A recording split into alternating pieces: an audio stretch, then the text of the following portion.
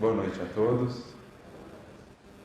Que a paz do Divino Mestre, amigo de todos nós, Jesus, possa acolher os nossos corações, que nos sintamos aí embalados pelo seu amor, pela sua bondade, pela sua misericórdia, para que tenhamos todos uma noite de reflexões proveitosas, para que, aqui cercados por tantas oportunidades de conhecimento, em cada um desses livros, possamos de fato abrir o nosso coração para as sementes que os benfeitores do alto nos trazem a todos.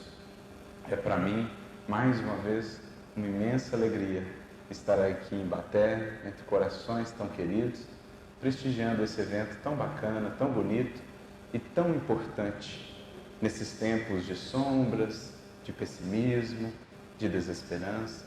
Como é importante possamos, cada um de nós, nos nutrir dessa fonte de luz que é a literatura, o livro espírita, para que assim elevemos o nosso padrão vibratório, a nossa mente, os nossos ideais a um novo patamar, para que assim acendamos luz em nós e ao nosso redor, ajudando-nos a caminhar e ajudando aqueles que não têm encontrado forças ou orientação para fazê-lo também.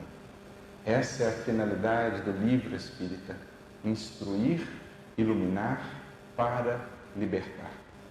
Então fica aqui o nosso parabéns a todos que se envolveram nesse trabalho para mais uma Feira do Livro Espírita de Baté, que as sementinhas aqui lançadas na forma de cada palestra, na forma de cada livro que daqui sairá, possam converter-se em frutos de luz e de paz para os corações.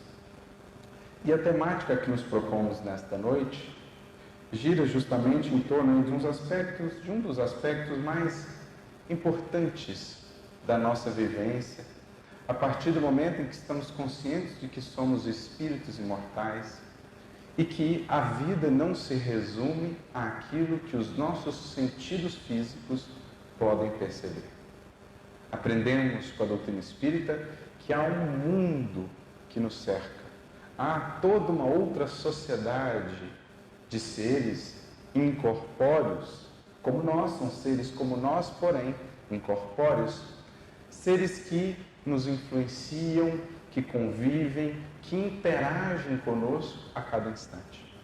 Falamos, portanto, de duas humanidades que são solidárias entre si, formando, no fundo, uma humanidade só. Mas é preciso despertemos com a doutrina espírita para essas interações que ocorrem sem que muitas vezes estejamos devidamente atentos, para que possamos aproveitá-las ao máximo no sentido do bem e minorar ao mínimo possível, reduzir ao mínimo possível quaisquer dessas influências que possam nos afastar disso, do bem e do amor. Por isso, recordamos aqui de pronto daquela conhecida questão de O Livro dos Espíritos, questão 459, quando Kardec faz uma pergunta importantíssima: influem os espíritos em nossos pensamentos, em nossa vida, enfim, em nossa maneira de ser? E a resposta dos espíritos é importante, para não dizer impactante, porque eles dizem: muito mais do que pensais. De ordinário, são eles que vos dirigem. Então aqui nós temos um aspecto muito importante a refletir. Ora, como assim? De ordinário são eles que nos dirigem. Quer dizer então que as escolhas que eu tomo, que os caminhos pelos quais tenho trilhado, não fui eu que os escolhi? Calma lá, sem precipitação nas conclusões. É preciso entendamos o que os espíritos quiseram dizer quando nos afirmaram isso, que de ordinário são eles que vos dirigem. Como ficaria então, diante dessa condução dos espíritos, sejam eles quais forem, como ficaria o nosso livre-arbítrio? Não temos, portanto, livre-arbítrio? Existiria aí uma contradição? Daí a importância, meus amigos, de um estudo conjugado, de um estudo metódico de O Livro dos Espíritos. Porque às vezes, em pensando perguntas à parte, sem olhar um todo, podemos ter uma interpretação um pouco equivocada do sentido que os Espíritos talvez quisessem transmitir. Não querem eles dizer que somos simples robôs, autômatos ou marionetes, mas querem eles frisar que, a depender da maneira pela qual conduzimos a nossa vida, praticamente podemos dizer que sim, que somos quase que conduzidos como folhas ao sabor do vento, como uma cortiça ao sabor das ondas. Queriam eles, portanto, frisar o quão grande pode ser essa influência. Influência, no entanto, que estará sempre contrabalançada, que estará sempre sob aí o critério, sob a atuação do nosso próprio livre-arbítrio. Quanto mais consciente o espírito, melhor ele consegue conjugar essa influência à sua vontade, ao seu livre-arbítrio, no sentido de aproveitar essa influência.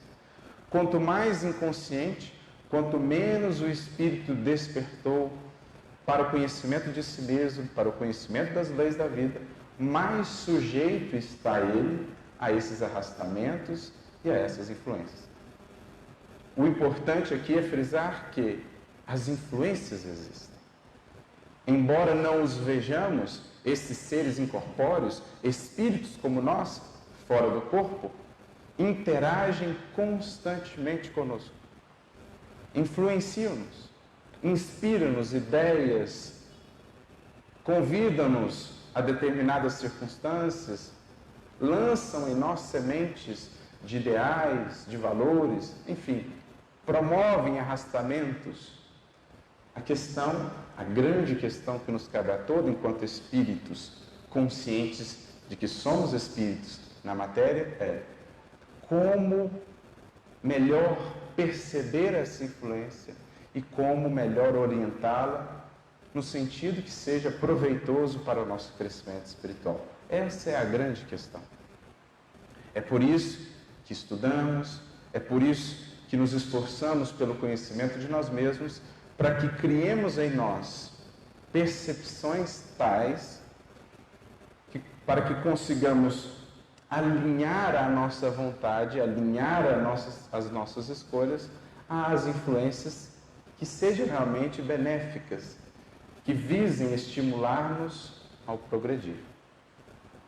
Então Kardec vai seguir trabalhando com os espíritos essa questão da influência no Livro dos Espíritos, e em algum momento mais adiante, na questão 466 de O Livro dos Espíritos, ele faz então uma pergunta importante, que talvez seja a pergunta que muitos de nós faríamos.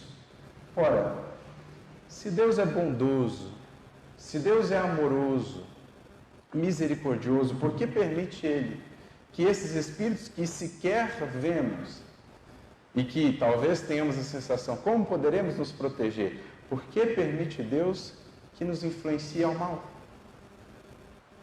Que intentem esses espíritos, alguns deles, não todos naturalmente, nos arrastar ao mal? Então aí os espíritos começam a explicar melhor como se dá esse processo de influenciação, deixando claro para nós que em nenhum momento perde a criatura a possibilidade do exercício do seu livre-arbítrio.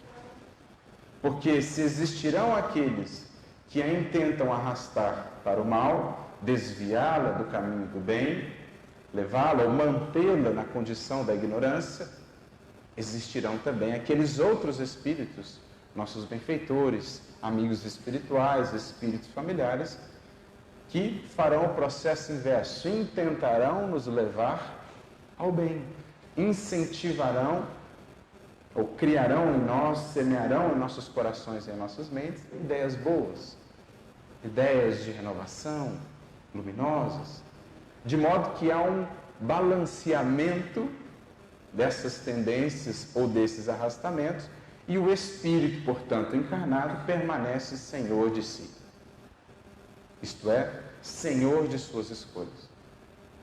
Isto já é para nós uma reflexão das mais valiosas, porque já nos alerta, em nada adianta transferirmos responsabilidades que são nossas, dizendo, mas é porque fui arrastado a isso, é porque fui influenciado a fazê-lo, é porque um espírito que me obsidiava me levou a tal ação, a tal escolha.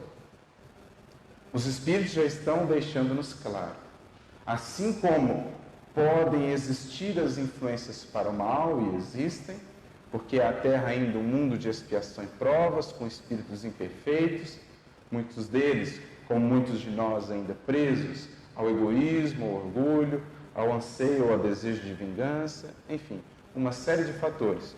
Se existe esse arrastamento para o mal, existe também a contraparte para o bem, de espíritos amorosos que há séculos, que há muitos anos nos acompanham na jornada espiritual.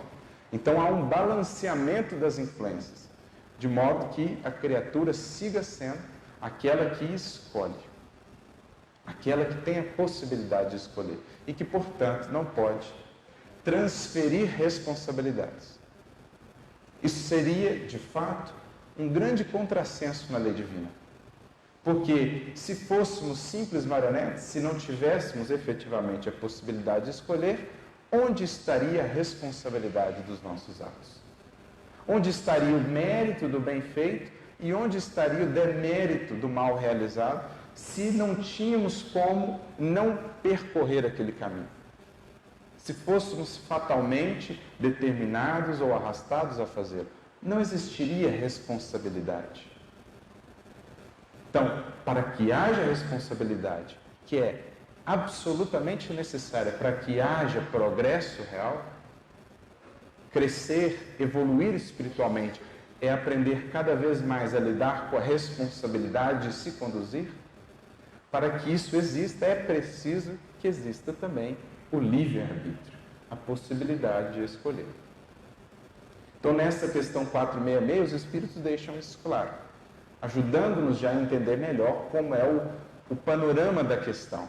Né? Remontando lá a 459, de ordinário eles vos dirigem, não quer dizer que se sobrepõe ao nosso livre-arbítrio. Quer dizer que muitas vezes, pensando agora para as influências perniciosas, nós é quem deixamos o nosso livre-arbítrio ao bel prazer, atuando no sentido de seguir essas influências.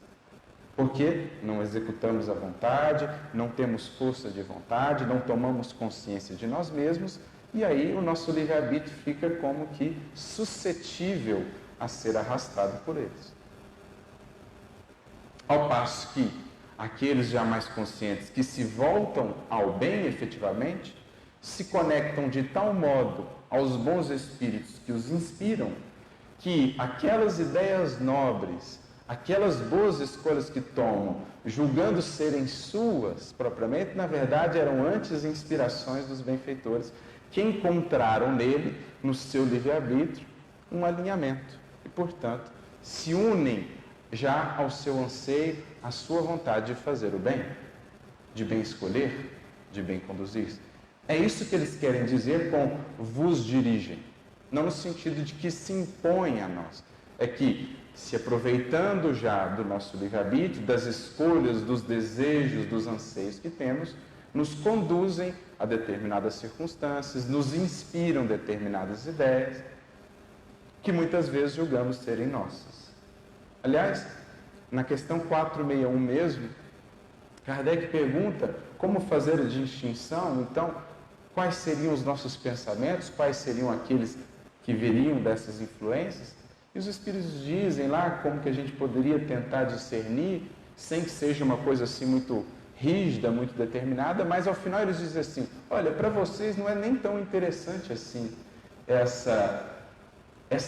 esse discernimento, se é vocês ou se são os Espíritos que estão trazendo essa ideia, o importante é, para onde vocês estão indo? É para o bem? Então não importa se a ideia veio de você ou se veio de bom espírito, o importante é para onde você está indo.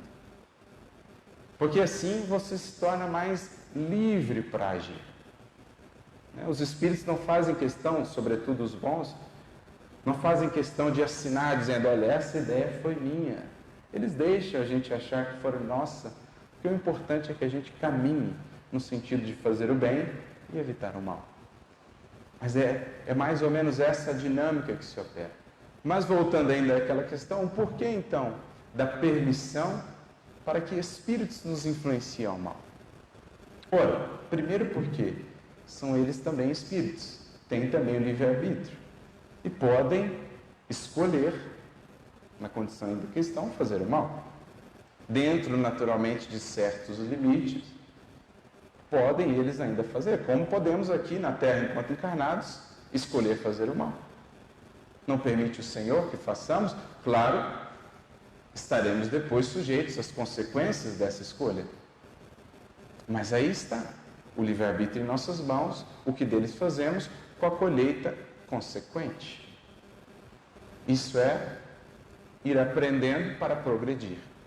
Então, o primeiro aspecto é porque são também espíritos. E como nos influenciavam, talvez ao mal aqui enquanto encarnados, podem fazê-lo enquanto desencarnados. Como aqui, enquanto encarnados, nós muitas vezes influenciamos uns aos outros a prática do mal, a prática daquilo que não se harmoniza com a lei do bem, do amor e a verdade, assim também enquanto desencarnados. Mas também dizem lá os espíritos nessa questão que, em fazendo isso, o fazem porque encontram naqueles que influenciam certas tendências que vêm simplesmente reforçar. Ou seja, não é porque elege um indivíduo lá qualquer e fala, esse aqui, esse que eu vou escolher agora prejudicar. É porque encontram em nós determinadas tendências, determinadas brechas, determinados desejos que partilham conosco e que vêm então reforçar. É muito mais, portanto, uma questão de sintonia, de afinidade. Se aproximam daqueles que em algum nível, em algum aspecto, se afinizam com o que sentem, com o que buscam e vêm secundar, portanto, esse anseio. Então, na verdade, é um processo de afinização, de afinidade. Não que tenham, nenhum espírito tem essa tarefa, essa missão de fazer o mal. São escolhas suas. Existem sim aqueles que têm, e todos no fundo temos essa missão de fazer o bem. Agora, a missão de fazer o mal não existe.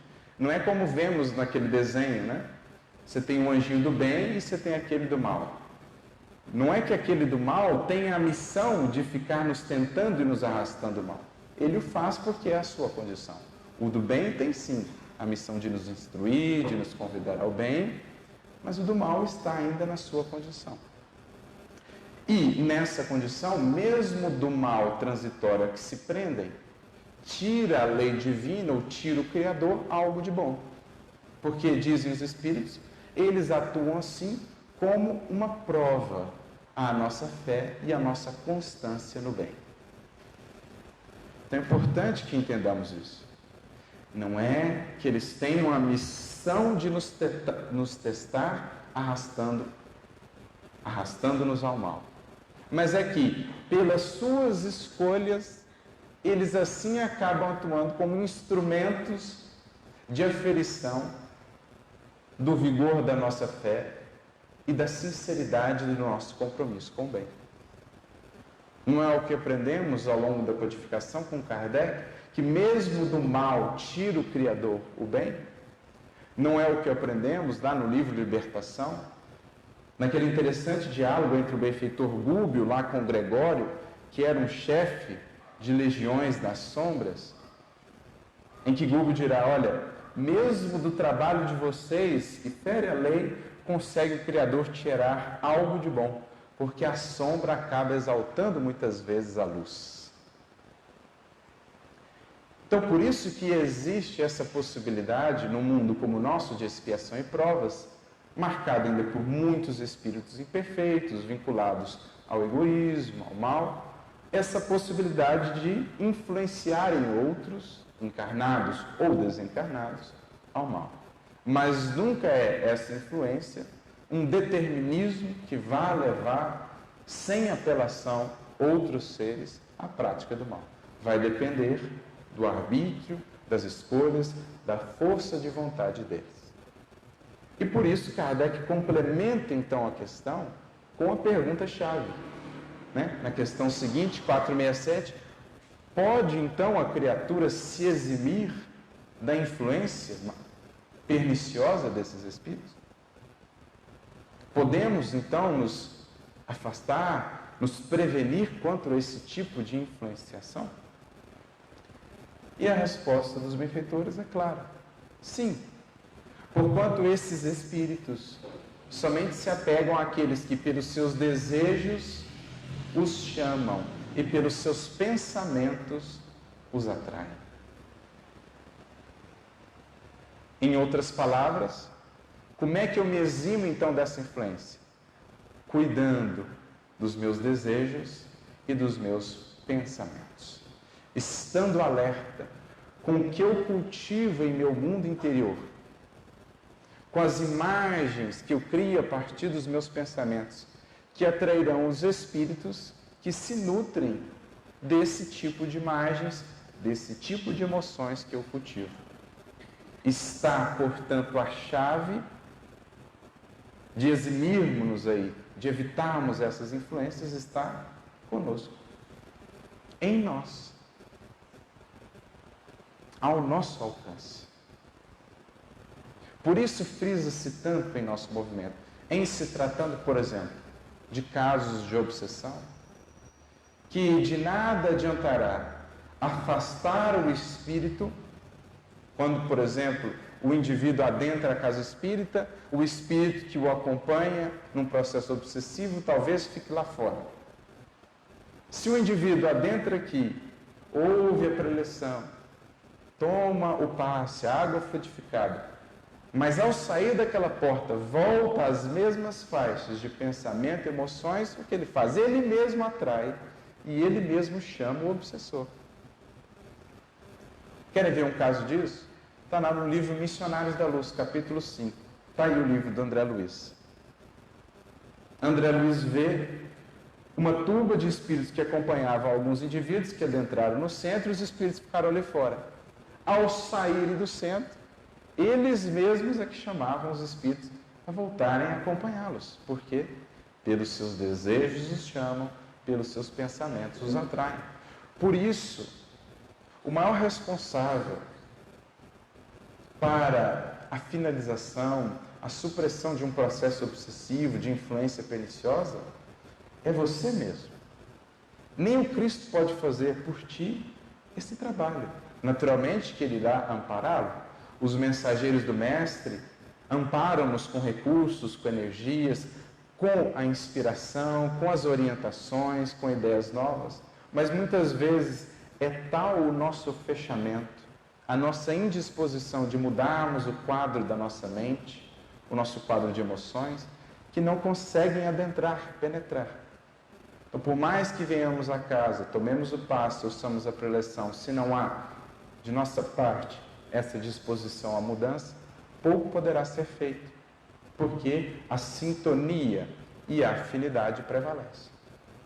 Em se tratando de relações entre espíritos, sejam de encarnados para com encarnados, de encarnados para com desencarnados, de desencarnados para com encarnados, ou de desencarnados para com desencarnados, duas palavrinhas definem tudo: sintonia e afinidade. Assim como os bons espíritos mais se vinculam àqueles que estão na sincera busca do bem, do amor, do conhecimento de si mesmos, do estudo libertador, assim também os espíritos tidos ou nomeados ainda por maus se aproximarão daqueles que ainda fogem ao bem, fogem à luz e se prendem à ignorância e ao egoísmo.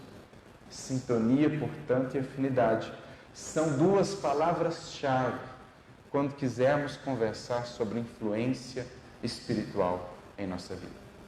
Mas a melhor notícia que o Espiritismo nos traz é que está em nossas mãos definir qual a sintonia em que vamos vibrar. Quais as afinidades que podemos escolher? Isso está em nossas mãos modificar. Por isso trazemos aqui um texto do benfeitor Emmanuel, que está no livro Roteiro, capítulo 28, justamente intitulado Sintonia, em que Emmanuel dirá assim: as bases de todos os serviços de intercâmbio, e por intercâmbio aqui, não pensemos apenas na mediunidade mais ostensiva. Pensemos naquela mediunidade que Kardec define em sentido mais abrangente. Todos somos médiuns, porque todos sentimos, todos captamos em um grau qualquer a influência dos espíritos. Talvez não sejamos médiuns ostensivamente, mas, no entanto, todos nós captamos ideias dos espíritos, boas ou ruins. Todos somos aptos para isso, pelo simples fato de sermos espíritos também. Pelo simples fato de também, como os espíritos encarnados, pensarmos. Então, intercâmbio aqui é qualquer espécie de troca, não simplesmente a mais direta. Então, a base de todos os serviços de intercâmbio entre os desencarnados e encarnados repousam na mente. Então, a mente é o ponto de conexão, né? Ela é a tomada. Não obstante as possibilidades de fenômenos naturais no campo da matéria densa, levados a efeito por entidades menos evoluídas ou extremamente consagradas à caridade sacrificial. De qualquer modo, porém, é no mundo mental que se processa a gênese de todos os trabalhos da comunhão de espírito a espírito. Se quisermos falar de influência dos espíritos e como nos proteger quanto às influências perniciosas e ampliar a atuação das influências benéficas em nós, precisamos falar de como anda a nossa mente, de como temos cuidado da nossa mente, que é a nossa casa, que é de fato onde vivemos, onde moramos. Nas palavras de Emmanuel, tua mente, tua casa intransferível. Então, quer saber que tipo de espíritos você vai receber de visita? Que vão bater a porta da sua casa? Olha a aparência da sua casa. Olha as irradiações da sua casa, o que você tem guardado dentro da sua casa. Daí procede, portanto, a necessidade de renovação idealística, de estudo, de bondade operante e de fé ativa, se pretendemos conservar o contato com os espíritos da grande luz. Então, se a gente já sabe que a mente é a raiz de tudo e que sintonia e afinidade comandam o processo, eu preciso elevar o patamar em que minha mente tem vibrado, se quiser manter o contato com as influências bondosas dos espíritos luminosos. Quais são os recursos que nós temos para elevar a faixa vibratória de nossa mente, o patamar onde ela tem vibrado? Aqui nos diz Emmanuel, renovação idealística. O que é renovação idealística? Quais os ideais você tem conservado? Quais são os seus projetos de vida? Quais são os seus anseios, os seus sonhos? Pare e pergunta para você. Faz uma lista. E depois faz a seguinte reflexão. Esses ideais, eles se aproximam dos ideais do Evangelho de Jesus? Esses ideais, eles estão muito presos à materialidade ou eles já apontam, se direcionam para o alto, para a espiritualidade? Quais os tesouros que eu almejo conquistar? Apenas os da terra que a ferrugem, a traça consomem e o ladrão rouba, ou, como dizia Jesus, já projeto os meus tesouros no céu, onde nem a traça nem a ferrugem podem consumir, nem os ladrões podem roubar. Porque é a partir dessa análise que eu vou poder ver, puxa vida, que tipo de espíritos que eu estou vinculando então? Se todos os meus ideais se direcionam ou estão voltados apenas para a matéria, que tipo de espíritos eu estou atraindo? Aqueles que estão voltados apenas para a matéria. Se todos os meus ideais giram em torno apenas de dinheiro, apenas de prazer, apenas de gozo, apenas em torno de interesses pessoais do egoísmo, se não há nenhum ideal de amor ao próximo, de serviço no bem, de renúncia, de sacrifício pelo bem comum, quais os espíritos que têm sido atraídos para a minha mente, que têm vibrado e sintonizado comigo? É uma análise simples de fazer, mas que diz tanto a respeito, ou que diz tanto sobre nós. Isso é se conhecer. Porque se tiver tudo muito voltado para o terra a terra, então é o momento de operar aqui uma renovação idealística. Porque ideal que devamos cultivar com Jesus é ideal de mais e mais aprender para mais e melhor servir. Ideal de mais e mais nos colocarmos a serviço do bem e do amor. Isso é o ideal que deve pulsar na mente e no coração do cristão. Se não há nada disso em nós ainda, como nos sintonizarmos com os vanguardeiros da luz? Não é que eles não queiram, é que não encontram espaço em nós. Não encontram sintonia. Então, esse é o primeiro recurso de ascensão de faixa mental. Renovação idealística. Quanto mais elevado o meu ideal, mais alto vai a minha mente. Nos planos superiores das ideias mais elevadas. Segundo modo que Emmanuel traz aqui, estudo. Nós estamos aqui cercados de verdadeiras alavancas de projeção da mente. Porque ler um livro espírita edificante é elevar a nossa mente a patamares superiores, onde os benfeitores encontrarão espaço para semear novas ideias, para renovar a nossa mente, quebrando os antigos atavismos, as antigas fixações mentais, os adoecimentos. Isso é ler, isso é se instruir, é nutrir-se de luz, é arejar a casa mental, é permitir que a luz que chega do alto, do sol moral que é Jesus, possa inundar a nossa casa mental. Isso é estudar.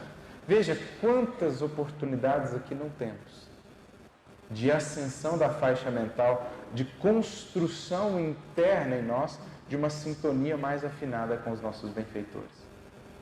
Assim a vida se torna tão mais suave, a gente parece que tudo vai fluindo mais serenamente, com mais segurança, porque a gente estabelece uma sintonia com o benfeitor, que isso traz segurança para nós, isso traz paz. A gente sabe que está sendo amparado, a gente quase que sente, mas isso demanda tempo, estudo constante, né? Em relação, por exemplo, ao próprio Evangelho, que é o maior de todos os livros já escritos, Neio Lúcio dirá: o hábito de estudar o Evangelho, meditando nas suas lições, é um processo de imantação da nossa mente com as esferas superiores. Então eu imanto, eu vinculo a minha mente às esferas superiores. Isto é estudar, neste caso, o Evangelho ou a doutrina espírita. Segundo, ou terceiro modo, bondade operante. Buscar o trabalho no bem, a realização no bem, atuar no bem. Isso é sintonizar a nossa mente com os obreiros da vida eterna, com os servidores do alto, que encontrando o nosso sincero desejo de servir, se conectam a nós e passam a ajudar-nos a aperfeiçoar o trabalho, como ajudar as pessoas, como idealizar um novo projeto no bem, como ser útil aonde quer que estejamos, não só nos trabalhos propriamente religiosos, mas também no lar, no trabalho, na rua. Vão encontrar os benfeitores muito mais espaço para que a gente seja útil em qualquer circunstância. Porque ser caridoso, fazer o bem, dizem os Espíritos, é também ser útil. Ser útil. Simplesmente ser útil.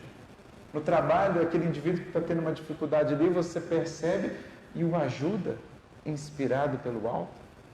Enfim, tudo isso são recursos de elevação da faixa vibratória. O quarto que ele traz, fé ativa. Uma fé que sai simplesmente do âmbito do raciocínio, porque é importante, falamos na doutrina muito de fé raciocinada, mas às vezes reduzimos fé a um raciocínio. Fé não é só um raciocínio. A fé precisa ser raciocinada, mas a fé é maior do que um raciocínio, porque a fé é também obra. Fé é realização. Realização com discernimento. Isso é fé raciocinada, mas não simplesmente raciocinar. Estudar interminavelmente e não nos dispormos a ir a campo, aplicar o que temos aprendido com Jesus. Então isso é fé ativa, isso é uma fé viva, porque a fé sem obras, já dizia Tiago, o apóstolo, é morta. Então, 4 elementos, 4 alavancas que aqui nos foram dadas para que possamos nos eximir das influências perniciosas. Eles sequer encontrarão campo em nós, porque quando não encontram campo, quando não encontram meio de nos envolver, eles desistem. Então, de nos eximirmos das influências perniciosas e de nos conectarmos às influências benéficas. Estudar, trabalhar, realizar, cultivar nobres ideais. Mais adiante, Emmanuel segue dizendo: então, a fim de atingirmos tão alto objetivo, portanto, é indispensável traçar um roteiro para a nossa organização mental no infinito bem e segui-lo sem recuar. Então, orientar a nossa mente para o bem e caminhar nesse sentido, avançar. Precisamos compreender, repetimos, que os nossos pensamentos são forças, imagens, coisas e criações visíveis e tangíveis no campo espiritual. A gente não vê com os olhos da matéria, mas quando pensamos, estamos modelando os fluidos ao nosso redor. Estamos criando e imprimindo imagens em nosso perispírito. E é isso que vai atrair esse ou aquele tipo de espíritos. Se forem imagens luminosas, imagens radiosas que nascem do bem e do amor, naturalmente atrairão os espíritos luminosos. Por outro lado, se forem imagens sombrias, imagens degradantes que nascem do egoísmo, do orgulho e das nossas paixões, atrairão os espíritos que se nutrem desse tipo de criação fluídica. Basta ler, por exemplo, o capítulo 14 do livro A Gênese. Kardec vai falar muito sobre isso, sobre as nossas criações fluídicas, sobre como o pensamento modela o fluido, a psicosfera ao nosso redor e o nosso próprio perispírito. Segundo o tipo de pensamento, será o tipo dessa influência, luminosa ou sombria, e será isso um chamariz a esse tipo de espíritos ou aquele outro tipo de espíritos. Atraímos companheiros e recursos de conformidade com a natureza de nossas ideias, aspirações, invocações e apelos. Energia viva, o pensamento desloca em torno de nós energias ou forças sutis, construindo paisagens ou formas e criando centros magnéticos ou ondas, com os quais emitimos a nossa atuação ou recebemos a atuação dos outros. Portanto, esses espíritos se sentem atraídos para esse núcleo luminoso ou sombrio, né? Nós criamos e emitimos ondas que atraem, quase como um imã. E esses espíritos, portanto, se associam ao nosso modo de agir, ao nosso modo de pensar. Por isso, nós somos sempre o resultado de muitos. Aqui eu me recordo de um outro livro fascinante de Emmanuel, que deve estar aí, o livro Pensamento e Vida, no capítulo 8, intitulado Associação, em que Emmanuel vai frisar a dimensão dessa interação com os espíritos, por exemplo, que nos cercam. Ele vai dizer assim que, sentindo, mentalizando, falando ou agindo, nós nos conectamos com as ideias e emoções de todos os espíritos, encarnados ou desencarnados, que vibram na mesma faixa de sintonia que nós. Olha o impacto disso. Todos. Nós nos conectamos a esses espíritos, segundo o que nós cultivamos no pensamento e no coração. Nós estamos constantemente, acrescenta ele, emitindo ou recolhendo recursos mentais, energias mentais, que se agregam às nossas para o bem ou para o mal, segundo a direção que escolhemos. Por isso, em qualquer realização, em qualquer empreitada, em qualquer opinião, somos sempre a soma de muitos. Representamos a muitos e nos fazemos representados em tantos outros. Por isso é muito interessante aquela fala do Espírito a Jesus, aquele Espírito, no caso, o Espírito obsessor, quando Jesus se dirige a ele, e naturalmente que Jesus já sabia a resposta, mas ele faz a pergunta para que ficasse a lição. Jesus pergunta ao indivíduo: qual o teu nome? E o Espírito então responde: Legião, porque nós somos muitos. Isso se aplica a todos nós. No bem ou no mal, nós somos sempre a soma de muitos. As ideias que nos levam a fazer o bem são a somatória de muitas ideias de espíritos que pensam, têm vibrado no bem, que se alinham ao nosso desejo, ao nosso anseio de fazer o bem. Assim também para o mal. Nós somos sempre, portanto, uma legião, porque há sempre uma associação em torno de propósitos, de valores, de emoções e de sentimentos. É o que Emmanuel está dizendo aqui. Há sempre um processo de vinculação. Nosso êxito ou fracasso dependem da persistência ou da fé com que nos consagramos mentalmente aos objetivos que nos propomos a alcançar. Então, se eu serei bem-sucedido naquilo, vai depender do quanto de persistência coloquei naquele propósito, que naturalmente vai atrair o amparo de espíritos que também desejam que eu caminhe naquele sentido, em direção àquele propósito, e daí o êxito. No caso, para o bem, mas também existirá esse amparo, esse arrastamento para o mal. Semelhante lei de reciprocidade impera em todos os acontecimentos da vida. Comunicarmos-nos com as entidades e núcleos de pensamentos com os quais nos colocamos em sintonia. Nos mais simples quadros da natureza, vemos manifestado o princípio da correspondência. Então, uma correspondência. Até na natureza, olha o exemplo que ele traz. Um fruto apodrecido ao abandono estabelece no chão um foco infeccioso, que tende a crescer incorporando elementos corruptores. Então, um fruto podre no chão vai atrair o quê? Fungos, moscas, bactérias, etc, etc. Então, se eu não atuo, não removo aquele núcleo, as bactérias, as moscas, os fungos continuarão a ser atraídos. É o exemplo, em determinado momento, se não me engano, o próprio Emmanuel, ou se não Humberto Campos, vai trazer quanto a processo obsessivo, por exemplo. De que adianta espantar as moscas se eu não curo a ferida que as atrai? Eu espanto a mosca, daqui a pouco a mosca volta. Por quê? O que a atraiu até ali continua ali. a ferida.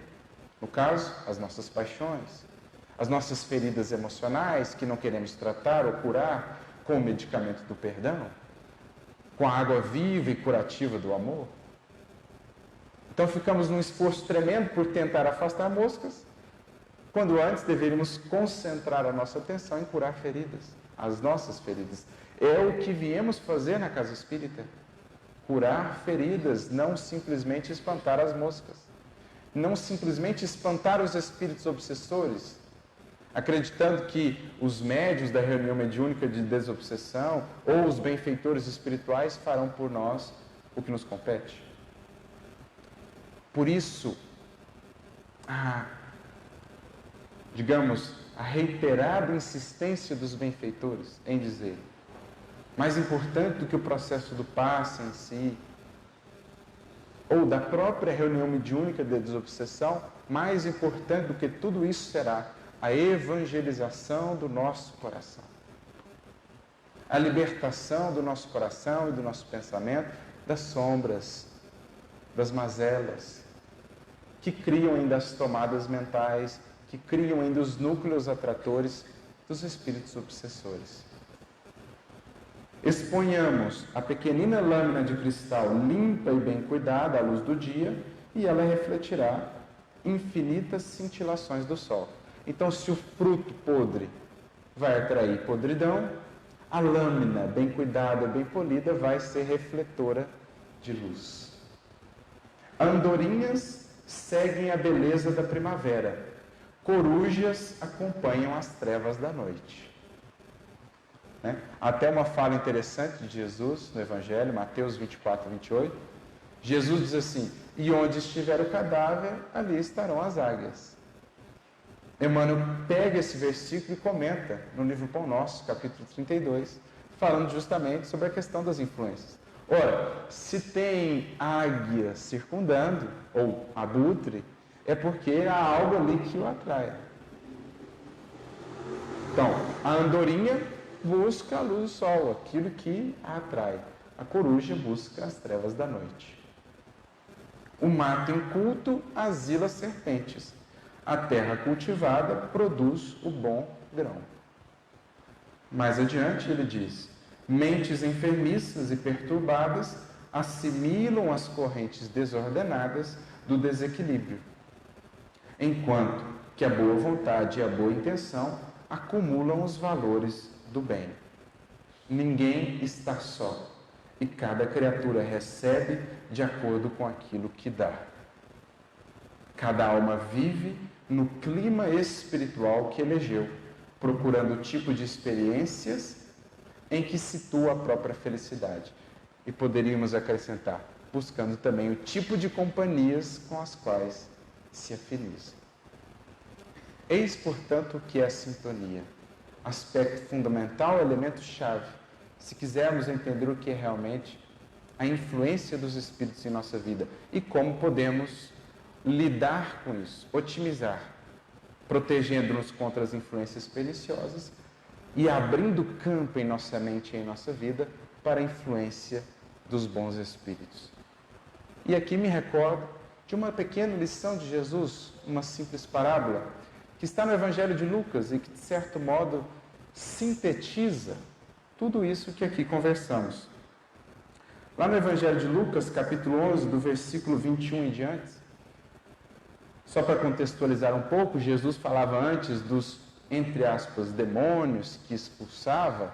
Naturalmente que esse é o linguajar da época. Demônios aqui representariam aqueles espíritos ainda em condição perturbada. Mas em determinado momento Jesus conta uma parábola.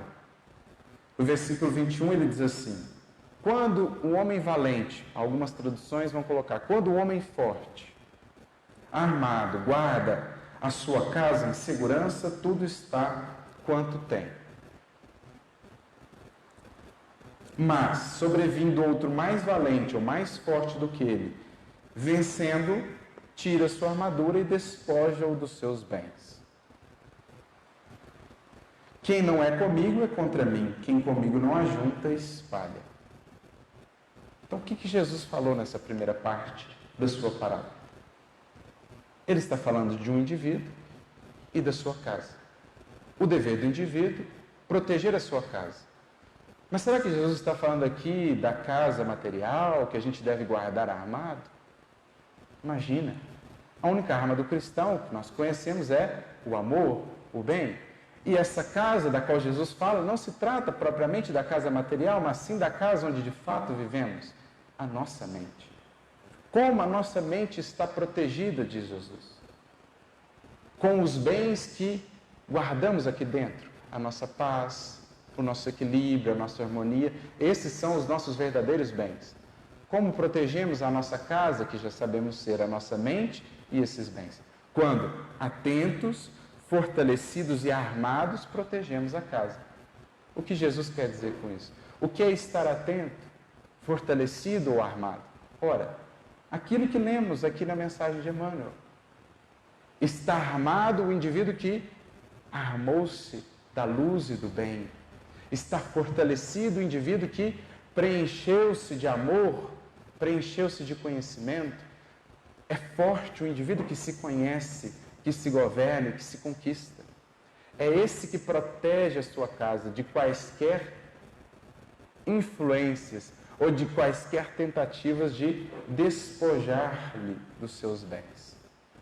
Quando, porém, por invigilância, por negligência de nossa parte, pelo desmazelo com a nossa vida espiritual, com a nossa mente, com as nossas emoções, nos fragilizamos, surgem então essas influências que conseguem roubar a nossa paz, conseguem penetrar a nossa mente e levar ali os nossos bens mais preciosos.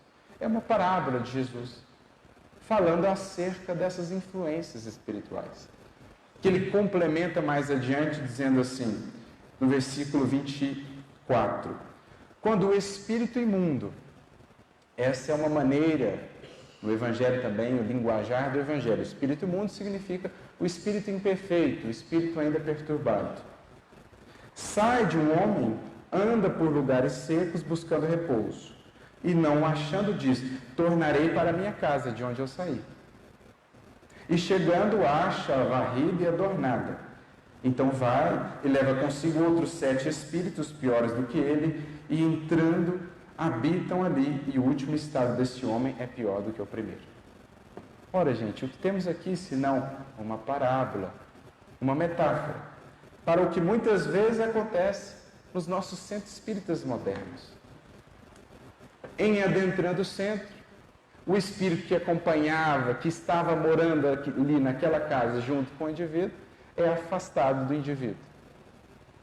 Passa o tempo, o indivíduo sai, e o espírito então, que estava lá buscando para onde ir, percebe que a casa ainda está lá, invigilante.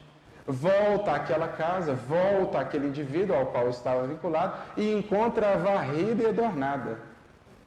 Isto é, muito bela, talvez em teoria, mas vazia, mas desprotegida. Não é o que acontece muitas vezes conosco? Nossa casa mental está muito bela, varrida, adornada, porque já conhecemos muitas coisas, mas está vazia, porque muitas vezes não ocupada realmente no bem, no estudo que nos liberta, no amor que transforma. É assim muitas vezes a condição da nossa casa mental. Então aquele espírito volta, vincula-se novamente ao indivíduo e muitas vezes traz ainda outros espíritos com ele, porque percebe que em vigilância mantém-se a mesma, que o indivíduo mantém-se nas mesmas condições. Daí a importância de não só varrer e adornar essa nossa casa mental, de não só protegê-la ou embelezá-la exteriormente ou na aparência, mas também de preenchê-la,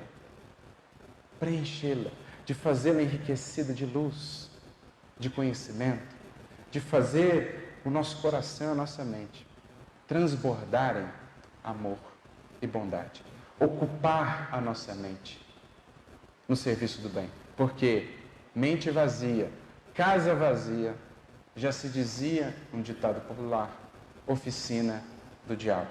Não o diabo, a figura mitológica, mas sim oficina das influências perniciosas que ainda querem nos afastar do bem. Varramos, portanto, a nossa casa mental, adornemos, mas mobiliemos essa casa, preenchamos essa casa de vida, de luz, no esforço por estudar, no esforço por servir e por trabalhar com Jesus. E então seremos esse homem aqui, atento, vigilante, que protege a sua casa e os seus bens de quaisquer influências, de quaisquer indivíduos que os queiram roubar, porque estaremos com Jesus protegidos, sintonizados com os mensageiros da luz. Que o Mestre nos abençoe a todos e que possamos cultivar esse tipo de companhias, fazendo-nos aqui no mundo instrumentos dos mensageiros do alto. Que Jesus nos abençoe a todos. Muita paz.